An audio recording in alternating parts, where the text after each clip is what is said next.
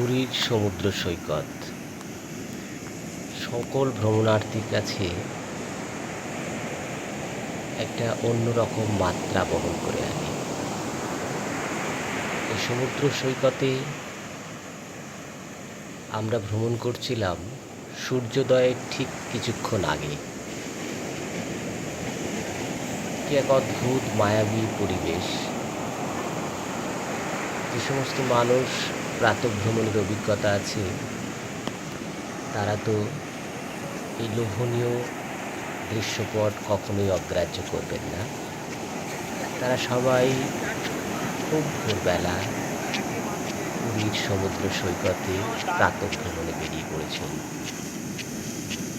এবং সমুদ্রের এই গর্জন, তার সঙ্গে সঙ্গে আকাশ, পৃথিবী এবং সমুদ্রের যে মেলবন্ধন, অপরূপ সৌন্দর্য,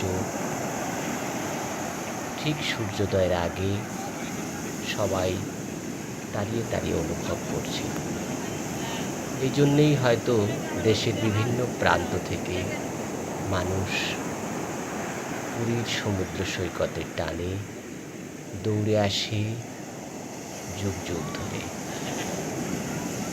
এক অপরূপ মায়াবী পরিবেশ, সেই সঙ্গে সমুদ্রের উত্তাল ঢেউ এবং গর্জন এই পরিবেশকে আরও অন্য মাত্রায় নিয়ে গেছে।